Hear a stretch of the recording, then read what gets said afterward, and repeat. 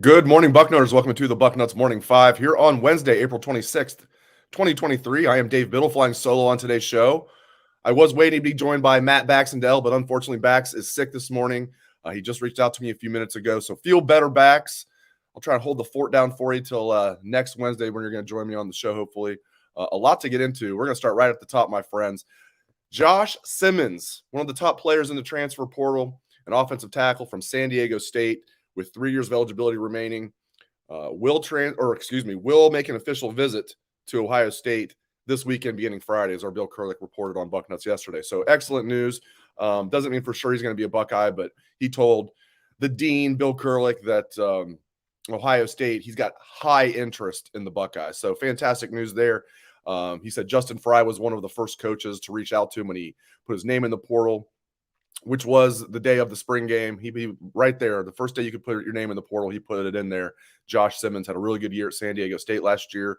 Interestingly, played for Brady Hoke at San Diego State. So the Buckeyes might be stealing one away from their old friend, Fred Flintstone, Brady Hoke, Brady Hoke's actually, looks pretty good these days and is doing good things at San Diego State. So Brady Hoke, so I'm not going to say anything too nice about Brady Hoke, but I saw him. He's looking good, and if the Buckeyes can steal one of his best players away from him, I'll feel okay about that. So, but seriously, Josh Simmons, this would be a great get.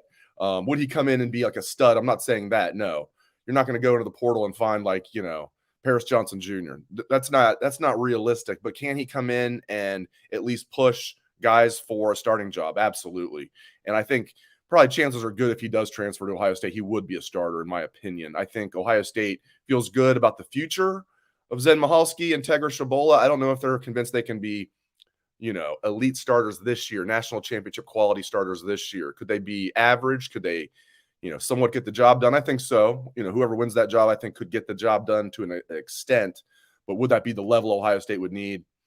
Maybe not this year. Again, they're both very young. Zen's a third-year sophomore. Tegra's going to be a redshirt freshman. So now Simmons is pretty young too. He redshirted in 2021 and then was excellent as a redshirt freshman this last year. So was a 4-star recruit, had good offers coming out of high school. Justin Fry recruited him at UCLA, so that helps that they have that relationship. The young man is from San Diego. If you're wondering, well, why did he go to San Diego State if he had a good offer list? Some people just want to stay home. And San Diego, it's not like San Diego State's a joke of a program. They're a good, group of 5 program for sure. And there's talk they could join the Pac-12. And if you're from San Diego, some kids just want to stay home. So anyway, this is very good news that he's taking an official visit to Ohio State beginning Friday. I feel good about this because, it just seemed that just all the vibes are very, very, very good here. Again, it's no sure thing, but I'll go this far. I'll say I'll be surprised if he's not going to be. If he doesn't end up a Buckeye, I'll be surprised. Not shocked, but I'll be surprised. Because all signs are pointing that way. So we had been hearing for a while, as you guys know, we've been talking on the show the last 3 weeks, that I have a source that was, very, very confident. He was hearing that Ohio State was very, very, very confident they were going to land a tackle in the portal. This could be the one. So we'll find out. We'll keep you locked. Sunday, maybe we'll know on Sunday. Now, he's also looking at Florida. He's planning on making an official visit to Florida the following week. So hopefully Ohio State can just, lock him up before he makes that official visit to Gainesville. And also Colorado's in the mix. Deion Sanders flipping his roster over, literally like in half. 40 guys that have transferred out and probably more will. And he's got like 28 guys that have transferred in. Deion, that's going to be very interesting to see how he does. I've always liked Deion. That's going to be tough sledding, at least this year for him. I saw a story on The Athletic said, man, if he can win like 5 games, it would be a miracle with this schedule and overturning your roster like that. But still a great hire by Colorado. Anyway, I don't think Simmons is going to go there, but that's another school that he listed. He's talking, to Ohio State, obviously Florida and Colorado. I like the Buckeyes' chances. All right, I want to get into this too. This is something that happens every year that cracks me up. I mean, I get it. Fans being worried about Ohio State being over the scholarship limit. Like, I just never worry about that, in my opinion. Never worry about that. It always works itself out. Always. And sometimes it works itself out because you have to have the talk. The coaches will have to have the talk. But normally it just works itself out organically. Okay, so let's get into this. So let's say Ohio State does land Simmons. Okay, let's say they do land Lorenzo Styles Jr., which that seems like that's a pretty safe bet, doesn't it? So if they land Simmons and then they land Lorenzo Styles Jr., who is now, he's transferring from Notre Dame, for those who don't know, switching from wide receiver to corner, can also maybe play some safety, but come in at corner probably. Add some depth there. I don't think he'd be in the running to start. He's just now switching positions, and Buckeyes got some good corners, but they need depth. And obviously his dad played at Ohio State, was a star at Ohio State, and his brother, obviously Sonny, is here. So makes a lot of sense. So let's say they land Simmons. Let's say they land Styles. That would put them at 4 over, because Caleb Burton, the wide receiver, just transferred yesterday. That was one that I had on my little secret list that I thought would likely transfer. Seibert was another one that I was thinking there's no way you need 3 scholarship kickers on the roster. And it was pretty clear that Jaden Fielding is the number 1 kicker and that Parker Lewis is the number 2. So Seibert's out.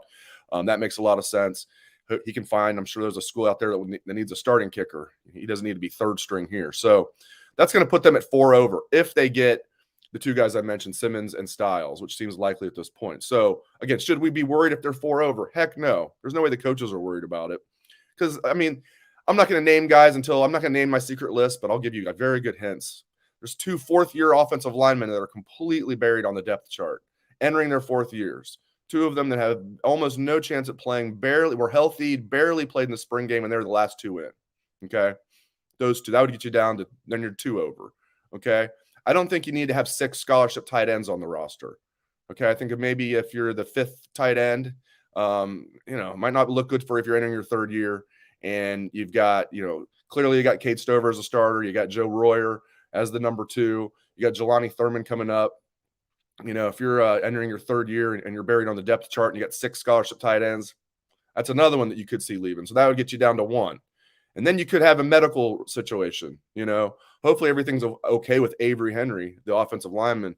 But maybe there's rumors out there that there could be like a medical situation where he would still stay on scholarship, get his degree, but it wouldn't count against the 85. We've seen that time and time again. Or it'll be somebody we're not even thinking of. So once you get down to 1, I mean, I don't want to say it's easy, but it's kind of easy. Every year they deal with this, and never has it been a problem. They never ever go like, oh crap, now we have like 2 extra guys on the team. We got to cut somebody during camp. It never happens. In fact, you got to be at or under 85 at the start of camp. So it's not like they're ever like the day before camp, Ryan Day, or before him, Urban Meyer, before him, Luke Fickler, before him, Jim Tressel, all the guys that I've covered since I've been on the beat. I'm sure before that, never once, I'm sure if they've been sitting there sweating like, oh, what are we going to do? Because it always works itself out. So it's not like they're 14 over. They would be 4 over.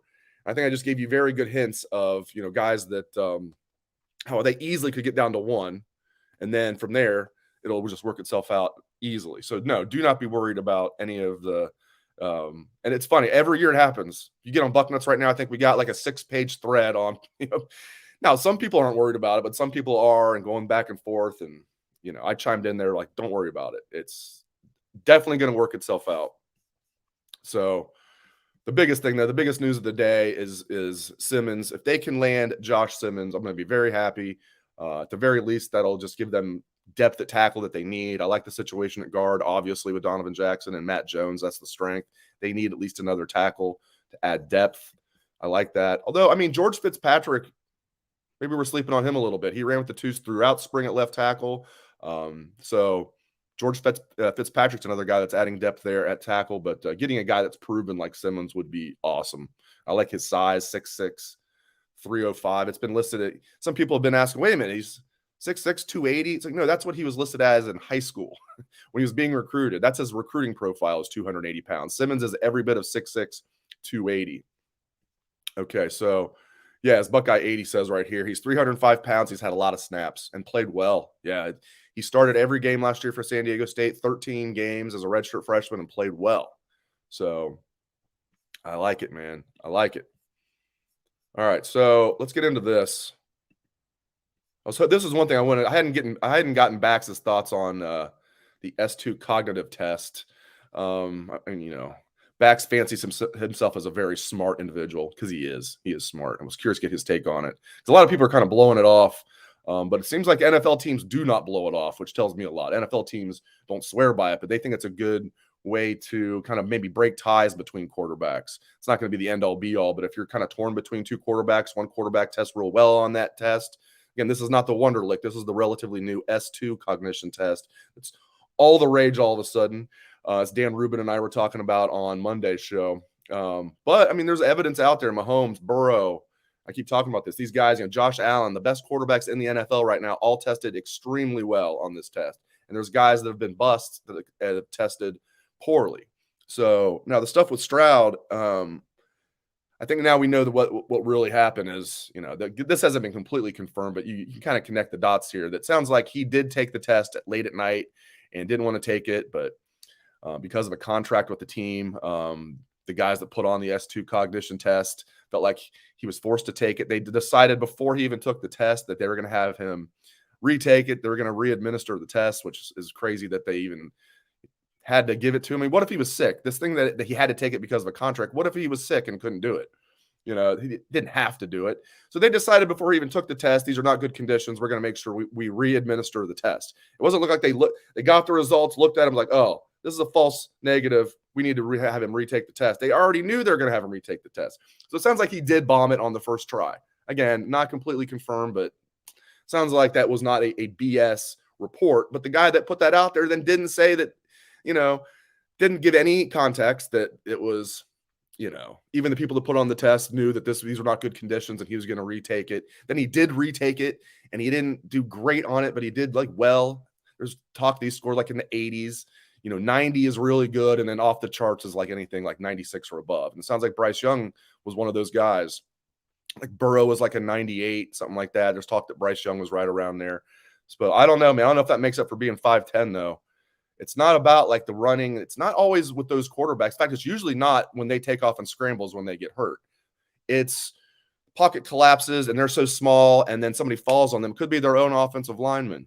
I mean, I know Burrow is not. Again, I go back to the Joe Burrow example when he got hurt. Not that he's a scrambling quarterback, but how did Joe Burrow get hurt? Because Michael Jordan got blown up, and this defensive lineman just threw Michael Jordan back into Joe Burrow's legs. Okay, that's usually how quarterbacks get hurt. They get hurt in a pocket. Somebody just lands on them. Jalen Hurts got hurt in the when someone just landed, or not in the Super Bowl, but in the regular season, someone just landed on him. And Hurts is a big physical guy, especially compared to Bryce Young. I'd be concerned about that. All right, so where is C.J. Stroud going to go tomorrow? I still think the Texans are going to take him. There's a lot of smoke that they're going to go defense, but I've read a lot about Will Anderson. And while he's a great kid and everything, a lot of NFL scouts say like he's not explosive. Like he's good. We all know Will Anderson, the DN from Alabama, is very good, but he's undersized a little bit for an NFL DN. In fact, not a little bit. He's undersized for an NFL DN. He's not extremely quick or fast, not quick twitch, tough, good motor. Guy that's going to be a good solid first-round pick. You going to take that guy number 2 overall, though, when you need a quarterback and C.J. Stroud sitting right there? I'm just not buying it. Stranger things have happened. Frankly, I wasn't buying the Dwayne Haskins stuff, 4 years ago. Has that been 4 years? My goodness. May he rest in peace, Dwayne Haskins. But 4 years ago when he was coming out in the draft, I wasn't buying. I was thinking, okay, Kyler Murray, okay, he's going to go 1, but Dwayne's not going to fall as far as he ended up falling, but he did.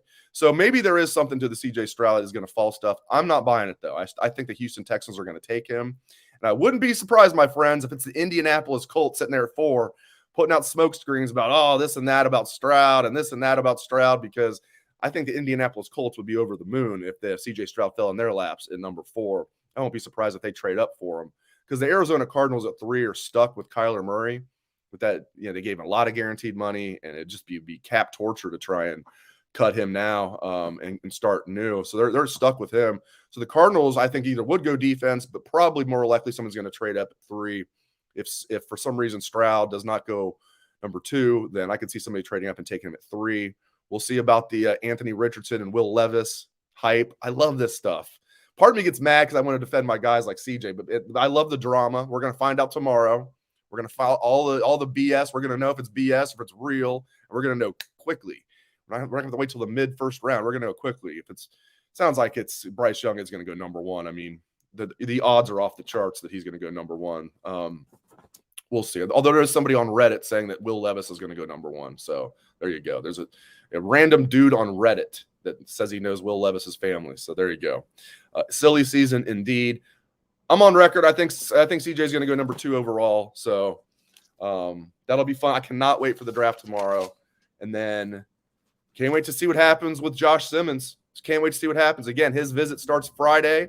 Maybe we'll know this weekend. We'll at least know how it went because Bill Kurelic already has a good relationship with this young man, and he'll keep us up to date. So keep it locked to Bucknuts for all that. Bax, I hope you feel better, my friend. Appreciate you guys joining me. Wasn't intending for this to be a solo edition of the show, but it was. Again, I hope my friend Bax feels better. Thanks to all of you for tuning in. I appreciate it very much. Hope everyone has a great rest of your day.